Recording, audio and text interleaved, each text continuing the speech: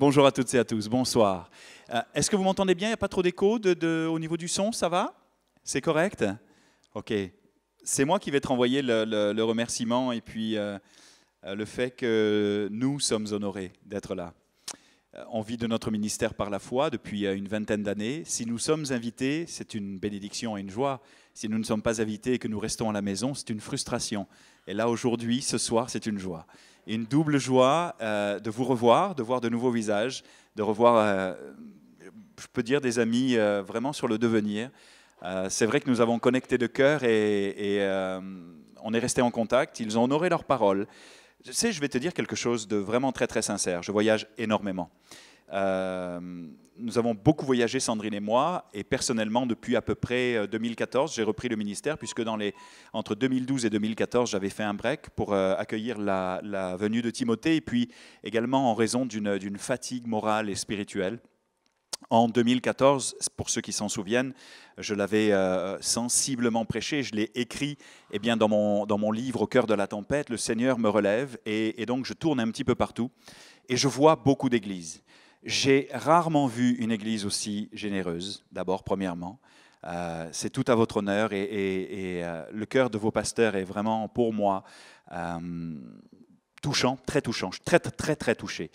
Parce que quand je pense à vous, je pense à une église en croissance, une église généreuse, une église d'amis, une église qui représente quelque part le cœur de Dieu. Je ne dis pas ça à toutes les églises, mais je prie que ce week-end, de manière particulière, le Seigneur vous bénisse, vous rende au centuple ce que vous investissez, le cœur que vous avez pour vos brebis, pour l'Église, et vous permette de vous élargir, de vous reconstruire pour certains, d'être bénis, encouragés, fortifiés au travers de ce que nous allons vous amener. Après, vous prierez pour nous, parce que c'est toujours une joie que de vous amener ou d'amener aux églises des enseignements et puis de prier, de se donner. Mais dès qu'arrive le lundi, c'est très étonnant dans notre part de ministère, dès qu'arrive le lundi, c'est la pression redescend et la fatigue arrive. Et c'est là que les combats commencent. On vous expliquera tout ça peut-être tout au long de ces 2 à 3 jours. En tout cas, le thème qu'a voulu développer Zor et son équipe, c'est le couple. Qui est en couple ce soir avec nous? Ok, il y en a pas mal. Et je suis aussi, soyez bénis, je crois que ce soir, il y a vraiment une portion pour vous, ça va vraiment être chouette. Et je suis béni parce que j'ai appris qu'il y avait un mariage. Et lorsqu'il y a un mariage d'Africains, c'est ça? C'était des Africains.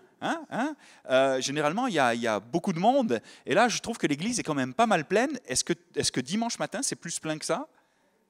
C'est vrai? Waouh! Donc l'église a grandi depuis décembre.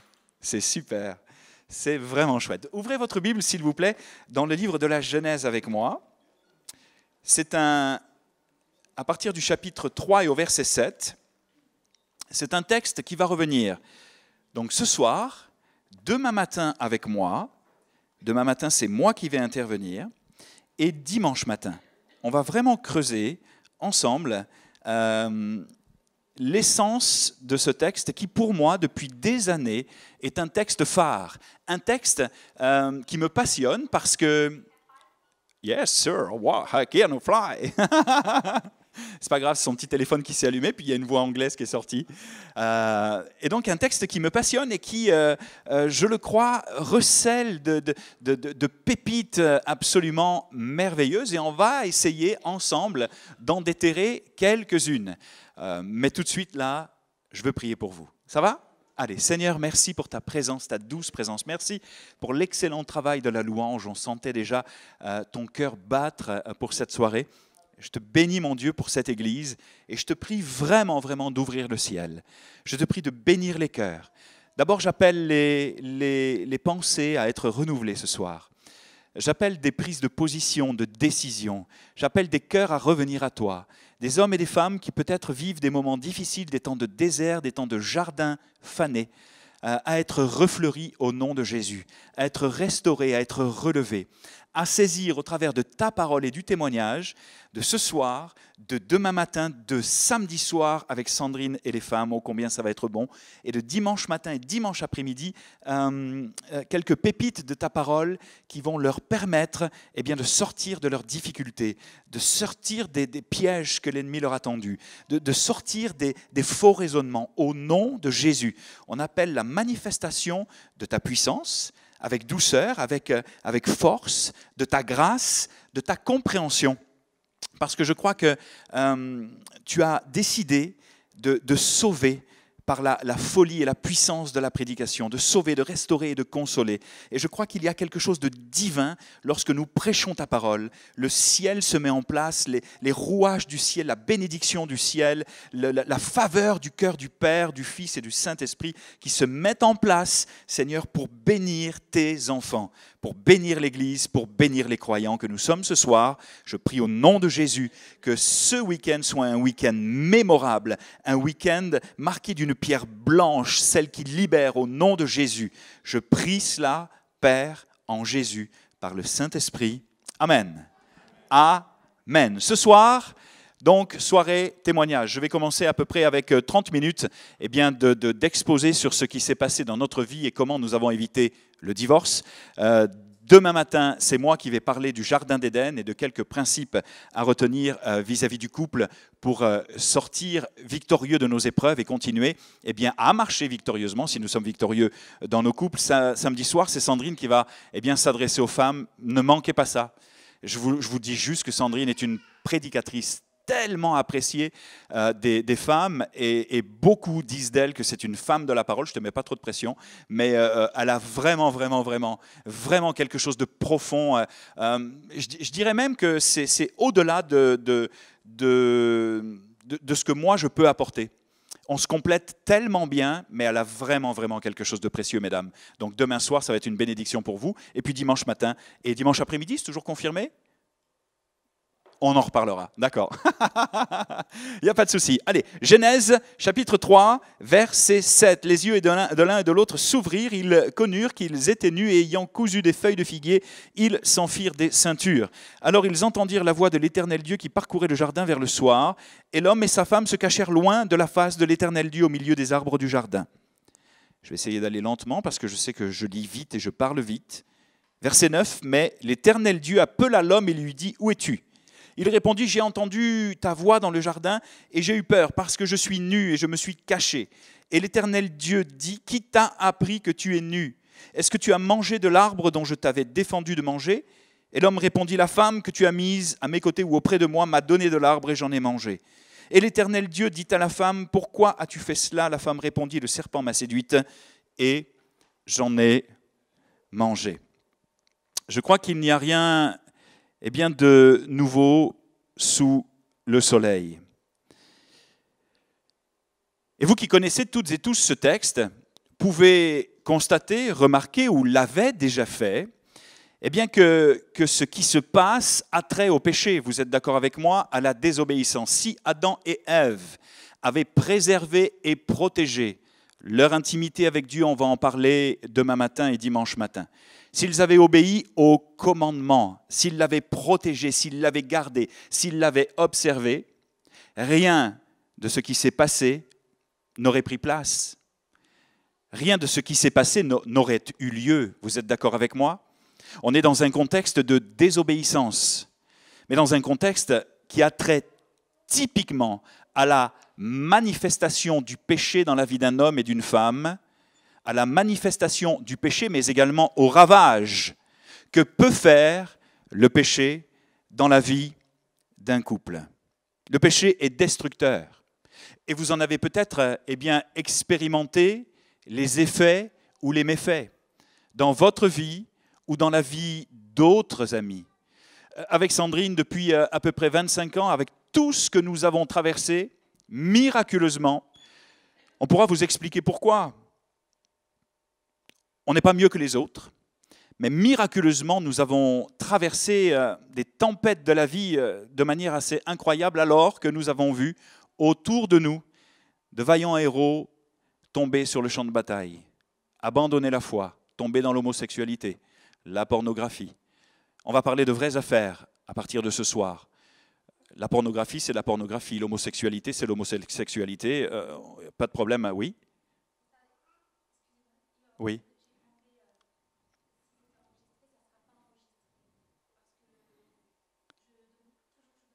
Oui, c'est ça. Le témoignage de Sandrine, pour moi, c'est pas trop gênant. Mais pour Sandrine, c'est vrai que ça ne sera pas enregistré parce que c'est une partie de sa vie intime qui est encore très sensible. Voilà. Donc soyez très attentifs, prenez des notes et partagez-le éventuellement à ceux qui ne sont pas là. On va appeler un chat ce soir, même si je veux quand même faire attention. Je n'avais pas vu qu'il y avait une petite fille. L'adultère, c'est l'adultère et on en connaît toutes et tous bien, les ravages. Je veux juste vous dire, il y a plein de choses que probablement ce soir je n'ai pas prévu de dire dans mon texte, mais je veux juste vous dire qu'on ne tombe pas dans ces choses par hasard. Nous l'avons remarqué avec Sandrine. D'abord pour nos propres vies et bien sûr dans la vie des autres. Nous aidons de temps en temps, c'est une perche tendue peut-être pour vous ce soir, vous qui avez peut-être besoin d'aide dans votre couple, nous aidons très souvent, aussi rapidement qu'une heure ou deux, des couples en difficulté. Le Seigneur nous donne parfois d'avoir une sensation assez limpide, un éclairage divin de ce qui se passe dans la dynamique du couple. On apporte des solutions et on espère que les personnes que l'on aide vont être artisans de leur propre restauration et de leur mariage, parce que nous sommes artisans de nos mariages. Vous êtes d'accord avec moi ? Et on se rend compte au travers des discussions que nous avons parfois avec les couples que tout ce qui arrive n'arrive pas par hasard. On ne se lève pas un matin en disant « ça y est, je te quitte, je n'ai plus de sentiments pour toi, je suis attiré par une autre personne, je suis tombé dans tel et tel travers ». On ne vit pas ces choses de manière instantanée, de manière hasardeuse, de manière aussi soudaine qu'un éclair ou qu'un orage. Dans notre région, l'orage arrive très très rapidement. Il sonne fort et puis peut-être 10 minutes après, le soleil arrive. Ce n'est pas comme ça dans la vie chrétienne, dans la vie d'un homme et dans la vie d'une femme. Il y a un long processus de choses que l'on a laissées pénétrer dans nos pensées, dans nos cœurs, avec lesquels on a commencé à trafiquer, à jouer, que l'on a apprivoisé et qui nous a complètement dévoré l'âme, dévoré l'esprit, dévoré les pensées, dévoré la motivation, pour en arriver bien souvent à des résultats comme le divorce. On n'en est pas encore là ce soir, mais on est là aussi pour vous dire que ce sont des choses qui existent, et peut-être que si vous vous sentez comme sensibilisé par ce que l'Esprit va vous dire ce soir, peut-être ce qui serait bien, c'est éventuellement de venir nous voir. On pourrait prier ensemble, on pourrait prendre un temps d'écoute. On pourrait, puisque nous sommes là pendant 3 jours, dans une organisation avec Sandrine, avec Zor et Christian et les autres, essayer de voir avec le petit, parce qu'on a le petit aussi, ça ne va pas toujours être évident, mais trouver des plages horaires où on pourrait vous bénir. Est-ce que ça va ? Vous êtes d'accord pour ce début de programme ? Le péché avorte le plan de Dieu. Dieu a un plan pour toi. Mais le but du diable, c'est de t'attirer loin du plan de Dieu pour faire avorter ce plan dans ta vie. Pourquoi ? Parce que ce plan est glorieux. Des projets de paix et non de malheur, afin de te donner un avenir et de l'espérance.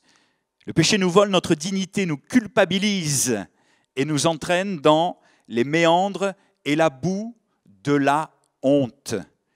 Le diable te donne de culpabiliser. Ta chair va t'amener à culpabiliser par rapport à tout ce que tu penses, par rapport à tout ce que tu as fait, par rapport à tout ce que tu regardes, par rapport à tout ce que tu dis. Mais le Saint-Esprit, lui, vient te convaincre. Il vient te convaincre de péché, de justice et de jugement. Il vient te convaincre, par sa grâce, dans son amour, de revenir dans les bras du Père, parce que la solution se trouve en lui. La solution, on en parlera dans ces 2-3 jours, ne se trouve pas dans ce que nous aimerions mettre en place nous-mêmes.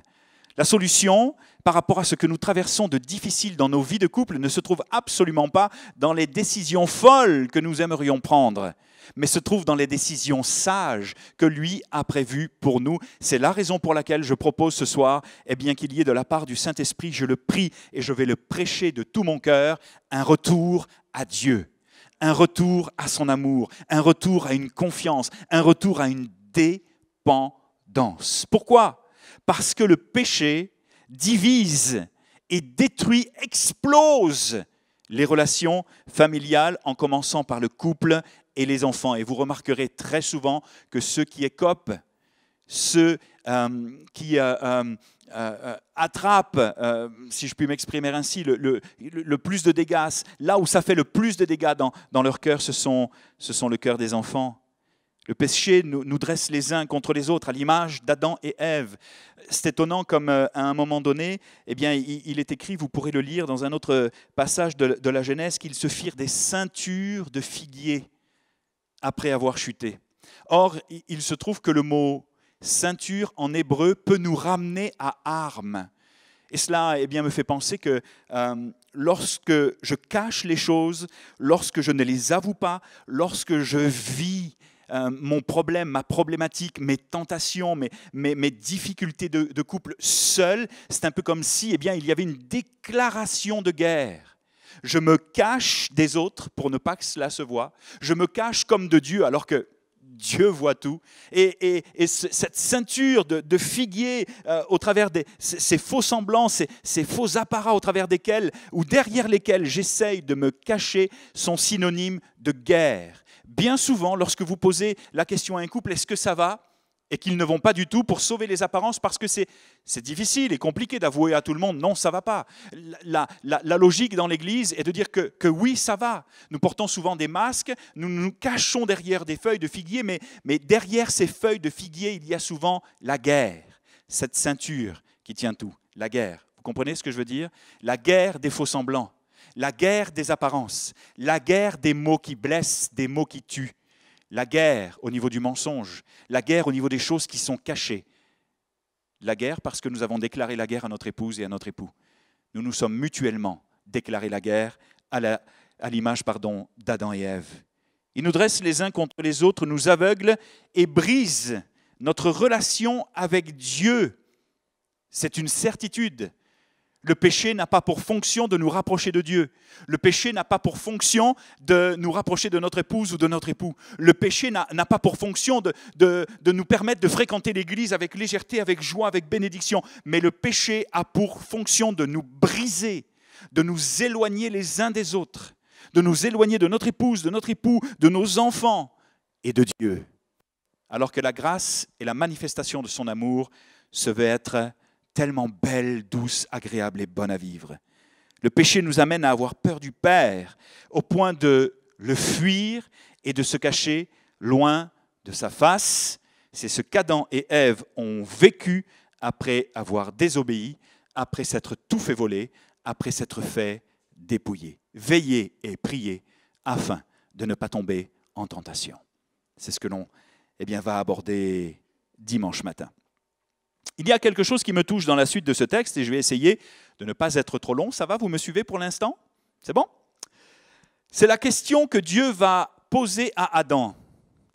On s'attendrait, et là on a une première couleur de la manifestation de l'amour et de la grâce de Dieu envers l'humanité, envers sa créature, ses créatures. C'est la question qu'il va poser à Adam et Ève, en ce sens que ce n'est pas du tout quelque chose qui va les condamner, une question fermée, mais une question ouverte qui aurait dû amener Adam et Ève à la repentance. La question, nous l'avons lue, c'est « Où es-tu » C'est étonnant comment Dieu cherche l'homme. L'homme qui se cache de sa face, l'homme qui ne veut pas de Dieu, l'homme dans l'Église ou la femme dans l'Église qui a une vie cachée, nous en avons eu écho encore il y a quelque temps, une vie cachée qui mène à essayer de tout camoufler, mais il y a comme cette voix fluette souvent du Saint-Esprit qui nous pose à des temps différents de nos vies. Où es-tu ? Dieu te cherche pour te relever, pour te consoler, pour te fortifier et non pour te condamner.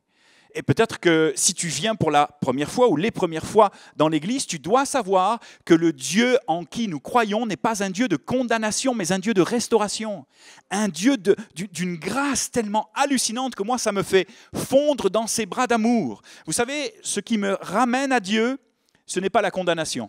Ce qui me ramène à Dieu, ce n'est pas la critique. Ce qui me ramène à Dieu, ce n'est pas la culpabilité. Ce qui me ramène toujours à Dieu et qui m'évite parfois, parce que nous sommes tous pareils, fait de la même étoffe. Ce qui m'évite de commettre le pire, d'arrêter, ce qui m'amène à arrêter à penser des fois des choses qui sont déraisonnables. Ce qui m'amène à me sanctifier, à me jeter dans ses bras, à prier davantage, à en vouloir davantage, c'est sa grâce. Une saine, bonne et pleine compréhension de la grâce de Dieu nous ramène dans ses bras, nous amène dans ses bras, nous pousse à vouloir devenir meilleurs par sa grâce.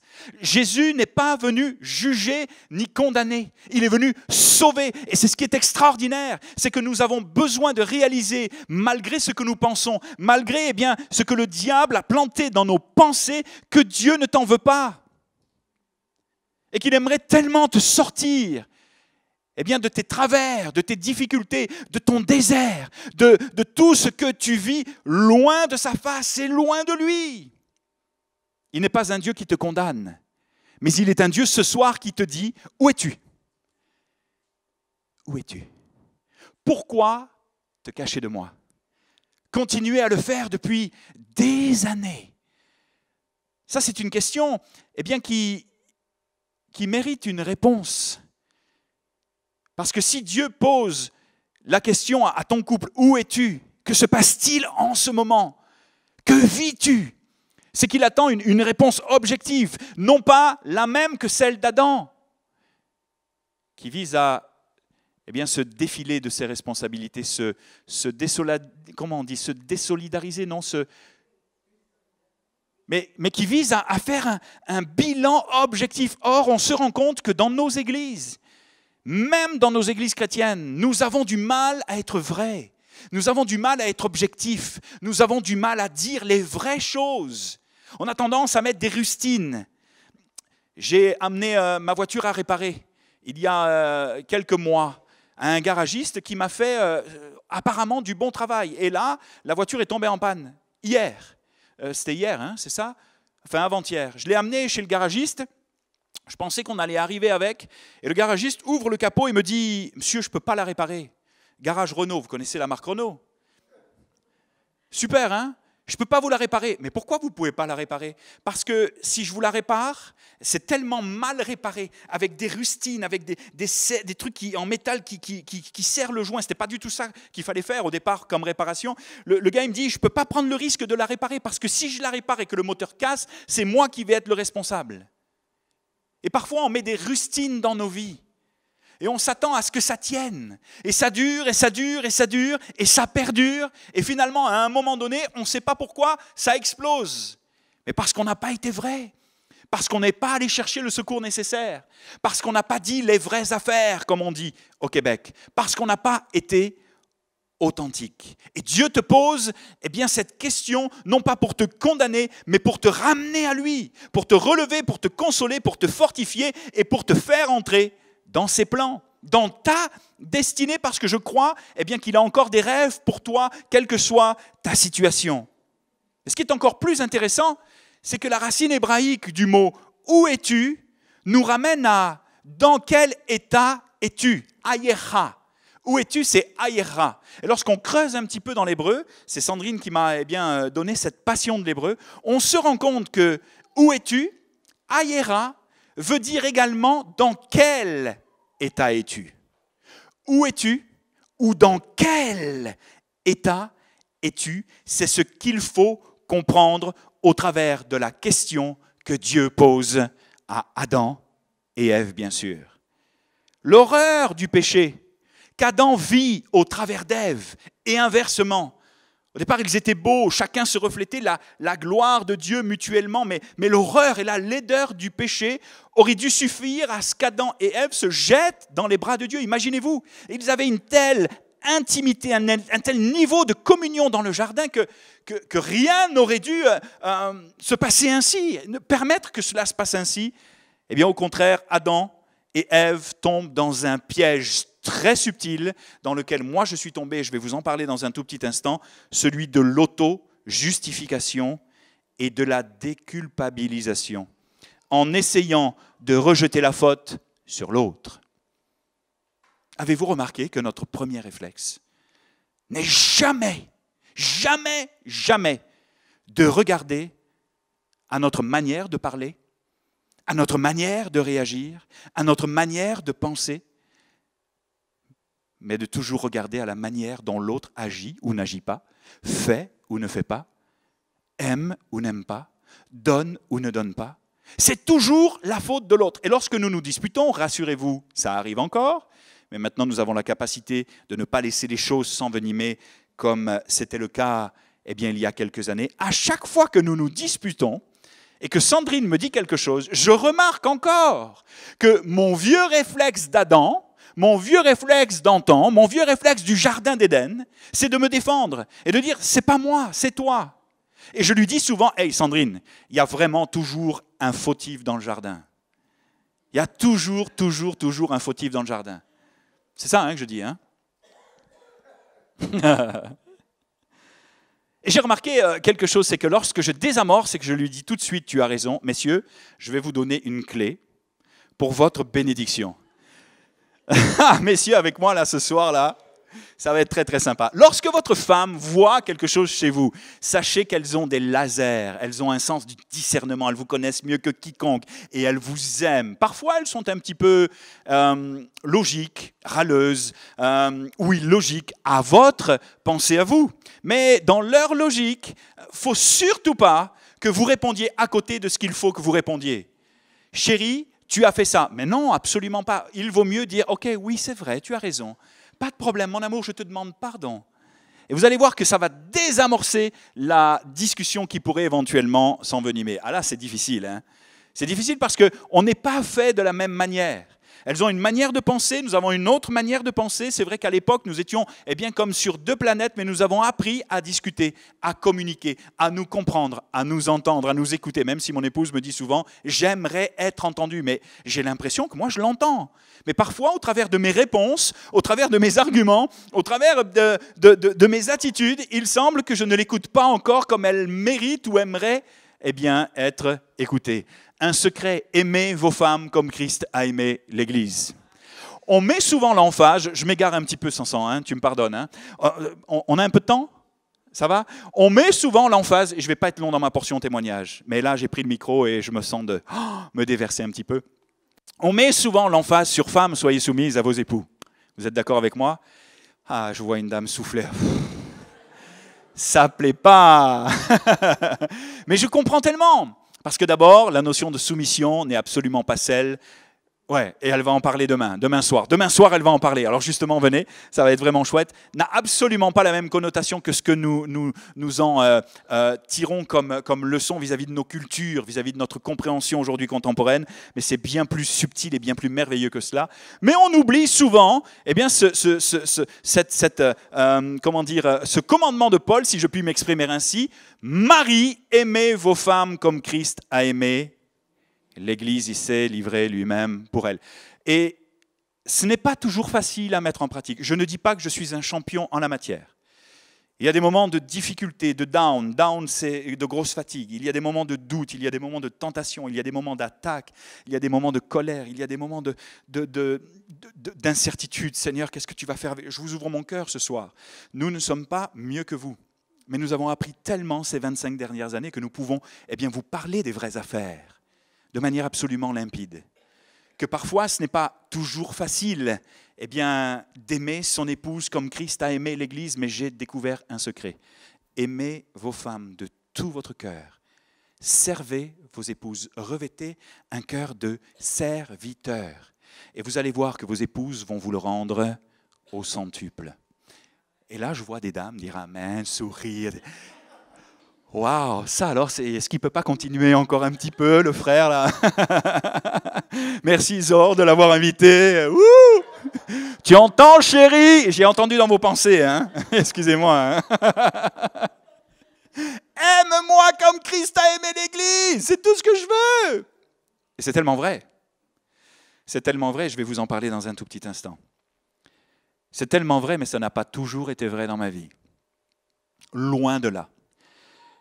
Et c'est là que je rentre maintenant dans ma portion témoignage. Nous avons vécu 10 années de douleur et de souffrance absolument horribles avec mon épouse, il faut que vous compreniez qui je suis au départ. Et ce qui m'a amené au fur et à mesure, eh bien, au tout début de ma vie chrétienne, à vivre avec mon épouse ce que nous avons vécu. D'abord, moi je suis un garçon issu d'une famille violente. Mon père me frappait souvent, ça dépassait le cadre d'une simple fessée. Parfois les murs me le rendaient tellement c'était fort. J'ai grandi avec une colère, avec une haine envers le père et en plus avec un sentiment d'abandon parce que ma maman, à l'âge de 4, 5 ans, eh bien, m'a laissé à mon père pour faire sa carrière professionnelle. Et j'ai manqué d'une maman. Très sincèrement, ça a été particulièrement difficile. Et non seulement en manquant de cela, j'ai grandi avec beaucoup de carences affectives. J'étais plein d'angoisse, plein de symptômes obsessionnels, de choses particulières. J'étais vraiment un garçon déséquilibré et j'avais un grand besoin d'amour, un si grand besoin d'amour. Vous savez, lorsque l'on grandit sans père ou avec un père absent, il y a une faille, il y a un trou béant qui se crée dans le cœur des hommes. C'est absolument juste incroyable et c'est là, mesdames, eh bien, que vous allez pouvoir être aussi un objet et un instrument de consolation pour vos époux. Et lorsque eh bien, nous nous rencontrons avec Sandrine, moi je vis le soir dans les cabarets. Je suis un jeune homme sympa, mais déséquilibré. Et je ne suis pas fidèle. Il n'y a pas d'enfant là, ça va? Donc je ne suis pas fidèle, je peux avoir régulièrement une, deux, voire plusieurs partenaires, ça ne me dérange pas. Et lorsque je rencontre Sandrine, eh bien, je vis dans les cabarets, nous nous rencontrons, on commence à vivre quelque chose, on se met en concubinage, et puis Sandrine est déjà blessée, brisée par la vie, elle va vous en parler, et alors que nous sommes ensemble, c'est la catastrophe déjà. Dans ces 2 années, c'est vraiment particulièrement difficile, et au cours de ces 2 années, je fais preuve une fois d'une infidélité. Mais je ne lui en parle pas. Et un jour, on va louer un garage dans une compagnie qui fait du self-storage. Vous savez, le self-storage où on peut louer des box. Et Sandrine rencontre une dame qu'elle connaissait et lui pose la question « Alors tu en es où avec tes guides ?» Et la dame lui répond devant moi. Et moi, ça m'a fortement étonné et même fait peur. Ne quitte pas quelques instants, je finis avec mon client et je vais te raconter comment Jésus a changé ma vie. À partir de ce moment-là, moi je vais fumer ma cigarette dehors, je ne veux rien entendre de Jésus. Pourtant ma mère me disait souvent, je la voyais de temps en temps ma mère, même si donc j'étais chez mon père, me disait souvent tu es protégé, il y a quelque chose, Jésus existe, sans pour autant être croyante, mais c'était des paroles qui m'étaient restées. Je savais que petit, Jésus existait, j'avais déjà une relation avec lui, mais à l'âge de 16 ans, eh bien, je m'en étais éloigné. Pour que ce jour-là, vers l'âge de 24 ans, il y a à peu près 25 ans, eh bien, c'est ça, 23, 24 ans, j'entends parler de Jésus, mais d'une manière étonnante. Cela m'effraie, je vais fumer ma cigarette, mais Sandrine eh bien, est percutée, ça trouve un écho dans son cœur, et finalement accepte l'invitation que cette dame nous adresse. Elle a bien fait, moi je me mets dans le fond de l'église, je ne veux absolument pas que les gens me parlent, je suis quelque part gentil mais un peu méfiant, agressif, passif, je ne suis pas un violent apparemment, mais dans mon cœur il y a beaucoup de violence, j'étais capable dans des moments de frustration et de grande colère de casser des portes en bois avec ma tête et avec mes poings pour éviter de trop taper sur mon chien, pour vous dire quel genre de jeune homme blessé et brisé j'étais. Et je m'installe dans le fond de la salle et je ne veux pas que les gens me parlent. Je les trouve gentils. Il semblerait que dans l'église, il y ait une atmosphère d'amour, quelque chose vraiment qui me percute.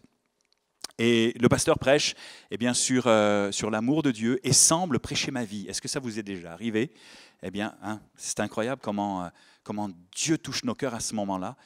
Et moi, je capote, excusez-moi l'expression, c'est pas un mot péjoratif, c'est une expression québécoise. Ça veut dire je suis renversé, ça veut dire j'hallucine. On a vécu 9 ans au Québec, donc j'ai encore des expressions québécoises. Je capote et la chose, c'est que lui, il dit à un moment donné, moi je ne vous connais pas, mais Dieu vous connaît, veut vous relever, vous consoler, vous fortifier. Enfin, toute ma vie, c'est bien simple. Et là, je prends une flèche en plein cœur, je sors de l'église, je suis bouleversé et je dis à Jésus, si tu existes vraiment, alors révèle-toi dans ma vie. Et en 6 mois de temps, il y a eu des choses aussi étonnantes que des miracles financiers, des miracles au niveau du travail, des choses où Dieu nous parlait qui m'ont vraiment étonné. Et la dernière chose que j'ai demandé à Jésus, j'ai dit, si tu existes et si tu es vraiment vivant, aide-moi à pardonner à mon Père. Je me souviens, c'était la pénombre, j'aime bien prier après 16h, 17h. Quand la pénombre arrive, c'est une douceur, la douceur du soir qui arrive, ça me bénit, je commence à prier. Et puis Dieu me répond à peu près 3 semaines après, je me réveille un matin complètement libéré. Libéré d'un fardeau, d'une haine, d'un poids que je portais depuis des années. Et là, j'aime mon Père, je sais qu'il y a un plein pardon, une opération chirurgicale. C'est comme si le Seigneur avait changé mon cœur de pierre en un cœur de chair. Et puis je le dis à Sandrine, elle le voit dans mon visage, et ça n'empêche pas, et bien qu'ensemble, c'est toujours compliqué, c'est toujours difficile, on vit sur 2 planètes, on ne se comprend pas. Elle est un petit peu dépressive, et cela me dérange, je ne comprends pas pourquoi Sandrine est dépressive, elle ne comprend pas pour moi, pourquoi je suis comme je suis. Jusqu'au jour où je lui donne ma vie, vraiment de manière percutante, je donne ma vie à Jésus, et là, je voudrais vous annoncer quelque chose. C'est qu'à partir du jour où j'ai donné ma vie à Jésus, vous savez ce qui s'est passé? 10 ans de galère.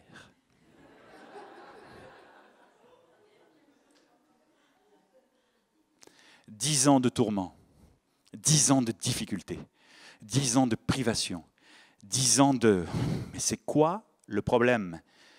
Moi, Seigneur Jésus, j'ai juste signé en bas, ok, pour vivre une vie meilleure, une vie transformée, une vie changée, une vie où je suis sauvé, une vie où je suis restauré. Et je passe à la moulinette comme jamais je suis passé à la moulinette dans ma vie. J'en ai pris pour 10 ans. Est-ce que vous comprenez ce que ça veut dire? Peut-être que vous aussi, depuis le début de votre vie chrétienne, ce n'est pas si facile que ça. Et vous êtes en train de vous dire, mais je n'ai pas signé pour ça. J'ai pas signé entre guillemets, bien sûr. Je n'ai pas donné ma vie à Jésus pour ça. Et pourtant, ne mésestimez pas le travail que le Saint-Esprit est en train de faire au travers de cette épreuve, mais que moi, je ne soupçonnais pas. Lorsque nous nous marions, puisque nous n'étions pas mariés, nous nous marions lorsque nous rencontrons Jésus, il faut qu'on se mette en règle. Eh bien, lorsque nous nous marions, il y a un poids sur mon cœur, je ne peux pas garder ce que j'ai fait pendant les 2 années de concubinage avec Sandrine, il faut que je lui dise. Et donc je lui dis, Sandrine, j'ai eu une aventure avec une autre femme pendant le moment où nous nous connaissions, où nous n'étions pas mariés, où nous ne connaissions pas Jésus. Moi, c'était ma vie d'avant, sans foi ni loi. Mais la conversion a été tellement fulgurante et tellement forte que j'ai désiré devant Dieu et devant mon épouse me mettre en règle. Et à partir de ce moment-là, Sandrine s'est refermée. Elle s'est complètement bloquée et pendant 10 ans, écoutez bien, 10 années, nous n'avons pas eu d'intimité. 10 années. 10 années de folie, 10 années de guerre, 10 années de frustration, 10 années où les murs, cette fois-ci, ce n'était pas mon père qui me cognait contre les murs, mais c'était moi qui cognais ma tête contre les murs. Jusqu'à quand ça va s'arrêter? Moi, je ne pouvais plus vivre cette situation-là. J'étais tenté, j'avais envie de divorcer, j'avais envie de tomber dans les bras d'une autre femme, j'avais envie de regarder des choses impures, j'avais envie d'exploser, tellement la charge émotionnelle était intense et était forte. Et Sandrine, culpabilisant, tombant successivement dans d'autres dépressions, elle va vous l'expliquer, vivait aussi ces tourments et c'était juste horrible, c'était juste terrible. Personne n'aurait misé 1 centime d'euro sur nos vies. C'était juste impossible que l'on s'en sorte. Pour autant, il y avait un appel sur nos vies. Il y avait une destinée. Il y avait quelque chose de Dieu, une empreinte, une marque, mais une impossibilité d'entrer dans notre destinée, une impossibilité d'entrer dans notre appel pour plein de raisons. Jusqu'à ce que nous décidions d'aller au Québec. Et c'est au Québec que tout a commencé d'une manière absolument incroyable. Je vous épargne les détails, mais un soir, je rentre d'Haïti, puisque je suis parti au Québec, j'ai été engagé par le pasteur Claude Houd comme pasteur des enfants. Il m'a envoyé en Haïti pendant 1 semaine. Il y a eu des combats spirituels assez intenses, des livrances et tout le reste. Et lorsque je rentre du Québec, nous sommes toujours très très tendus. D'Haïti, Sandrine se fâche après moi. Elle est extrêmement à fleur de peau, sensible, très très réactive et c'est compliqué. Et moi aussi, imaginez-vous dans une telle situation. Vous comprenez ce que je veux dire, messieurs? Je parle vrai, mais c'est compliqué. La sexualité masculine, elle est vécu différemment que la sexualité féminine. Et c'est vrai que chez nous, les gars, pour nous, c'est quelque chose d'important. Si on fait l'échelle des priorités dans la vie d'une femme, ce n'est pas du tout la sexualité, c'est la douceur, c'est la communication, ce sont les paroles valorisantes, encourageantes, douces qui vont l'amener à avoir du désir pour une majorité de femmes, si je puis m'exprimer ainsi. Mais nous, là, on vous voit sortir de la salle de bain, pardon, mais c'est aussi instantané que cela. Ou même bien habillé, pas juste de la salle de bain, bien habillé, même décoiffé, pas maquillé, c'est juste, nous sommes comme ça. Et pendant toutes ces années, je vois mon épouse chez moi pendant 10 ans, et c'est juste impossible d'avoir une intimité avec elle. Je suis au bord du précipice, et ce soir-là, je rentre d'Haïti, et ça explose, et je demande le divorce à mon épouse. J'écris une lettre au pasteur Claude Houd, je lui dis que c'est plus possible, et là, je vis le même syndrome qu'Adam dans le jardin. La femme que tu as mise à mes côtés, c'est elle la responsable de mon malheur. Et le pire, c'est que je le croyais. J'étais convaincu que le problème dans notre couple, ce n'était pas moi, c'était elle. La dépressive, ou le dépressif, ce n'était pas moi, c'était elle. Celle qui avait un problème vis-à-vis de la sexualité, ce n'était pas moi, c'était elle. Mais je me suis rendu compte que dans ces 10 années de frustration, de brisement et de privation, le Seigneur était en train d'opérer quelque chose de nouveau. Comme renversant des forteresses, changeant mon cœur, mes priorités, mes pensées, m'amenant à plus de maîtrise de moi-même, à quelque chose de différent vis-à-vis de ce que mon épouse attendait de moi. C'était juste incroyable, je ne le réalisais pas sur l'instant, mais je l'ai compris bien plus tard. Et ce qui est fou, c'est que dans cette période-là où plus rien ne va, toutes les pensées les plus folles vous passent dans la tête. À ce moment-là, au moment où je demande le divorce à Sandrine, c'est vraiment le clash. On vit 3 jours de non-communication, on ne se parle plus, c'est compliqué, c'est dur. Et finalement, le pasteur Claude Houd, lorsqu'il apprend cette nouvelle, je vous épargne les détails, nous propose d'entrer dans un plan de restauration. Mais moi, je suis toujours dans cette logique. Celle qui a besoin de restauration, ce n'est pas moi, c'est elle. C'est elle le problème. La femme que tu as mise à mes côtés. Je ne vous ferai pas lever la main, mais bien souvent, c'est ce que vous vous dites, je le sais. La femme que tu as mise à mes côtés. L'homme que tu as mis à mes côtés. Et pourtant, vous étiez convaincu il y a quelques années, lorsque vous vous êtes rencontrés, lorsque vous vous êtes mariés, que c'était le plan de Dieu. C'est étonnant comme les choses peuvent changer, comme les pensées peuvent changer, comme les motivations, les sentiments peuvent changer. Tout cela dans un travail qui vise à nous éroder, à nous briser, à nous faire du mal et à nous éloigner de notre destinée, celle de jouir d'un jardin fleuri, plein de bonheur, plein de paix et plein de la présence de Dieu. Sandrine était quelqu'un qui ne voulait pas s'ouvrir, qui ne voulait pas être restauré.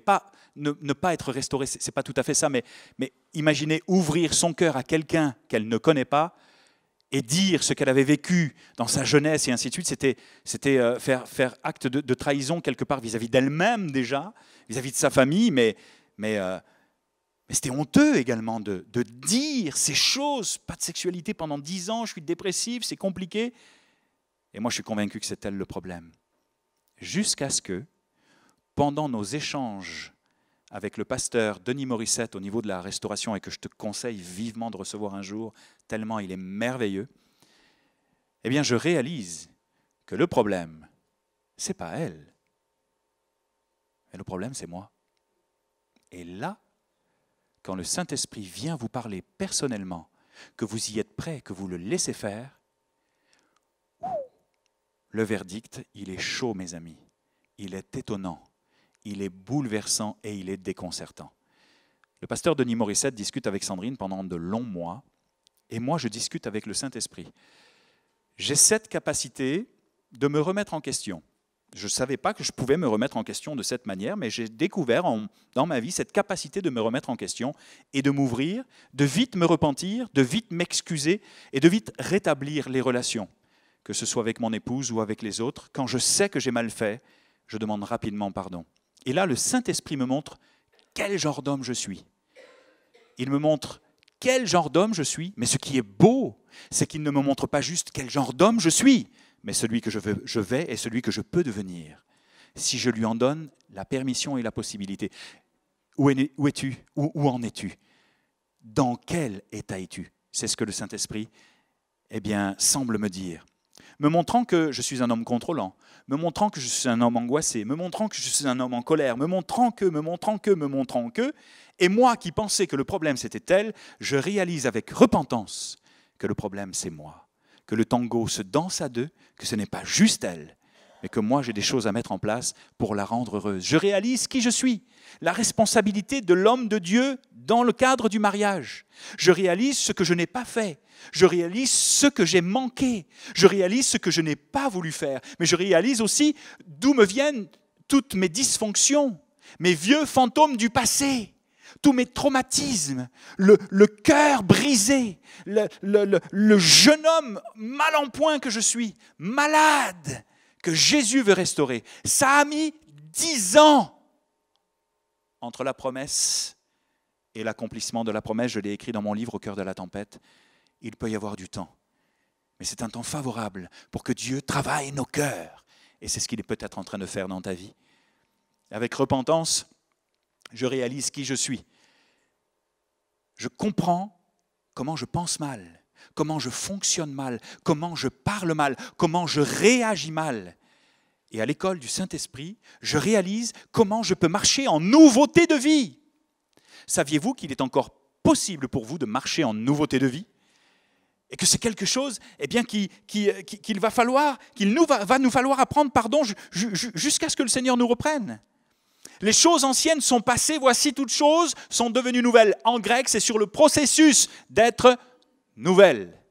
Marcher en nouveauté de vie, c'est marcher selon la mentalité du royaume de Dieu, selon les conseils et les préceptes de sa parole, qui nous étaient complètement étrangers, ces préceptes, avant de le connaître. Nous sommes la somme, vous devez le savoir, de ce que l'on a dit de nous. Nous sommes la somme de ce que l'on a appris. Nous avons grandi avec des mots, avec des gestes, avec des paroles, avec des actions, avec des situations qui ont fait que, pour les uns, c'est un certain équilibre, mais pour d'autres, ça ne l'est absolument pas. Et lorsque nous venons à Jésus, nous venons avec tout cela. Et lorsqu'il nous renouvelle et nous donne d'entrer dans le royaume de Dieu, nous donne d'être sauvés, ce n'est pas pour marcher selon les vieux fantômes du passé, selon les vieux préceptes du passé, mais c'est pour marcher en nouveauté de vie. Et cela s'apprend. Et je réalise ce soir-là, ce jour-là, cette semaine-là, pendant cette année, où j'ai ces entretiens vraiment très personnels et privés avec le Saint-Esprit, que j'ai besoin de réformer ma manière de penser, ma manière de parler, ma manière d'être. Que j'ai besoin de l'encourager, de la valoriser, alors que j'étais tout le temps dans la critique, dans la culpabilité, dans la culpabilisation, dans les mots blessants, parce que j'étais blessé. Et le Saint-Esprit me met à part, la met à part, et au fur et à mesure que Sandrine me voit changer, parce que la clé, ça a été la repentance. Il n'y a pas de transformation, il n'y a pas de changement, il n'y a pas de salut, il n'y a pas de nouveauté, il n'y a rien sans la repentance, je veux vous le dire. Vous pouvez essayer toutes les techniques modernes, s'il n'y a pas une conviction du Saint-Esprit dans vos cœurs, vous ne pouvez pas avancer, vous ne pouvez pas changer, vous ne pouvez pas être relevé. Et cette repentance suscite chez moi l'envie d'abandonner le vieil homme pour marcher avec le nouvel homme, selon la parole de Dieu, les concepts de l'Esprit. Et plus Sandrine me voit changer, miraculeusement, plus elle change. Et plus elle change, plus je change. Et plus je change, plus elle change. Et plus elle change, et plus je change. Et au bout d'1 an, le Seigneur nous a rendu ce que 10 années avaient tenté de nous briser. Ce que 10 années avaient tenté de nous voler. 1 année a suffi. Est-ce que j'ai besoin de vous faire un dessin ? Croyez-moi, les amis. Woo! Jesus is alive! Amen. Et on vous présentera notre beau petit Timothée qui a 4 ans et qui est né en 2013. Et voilà.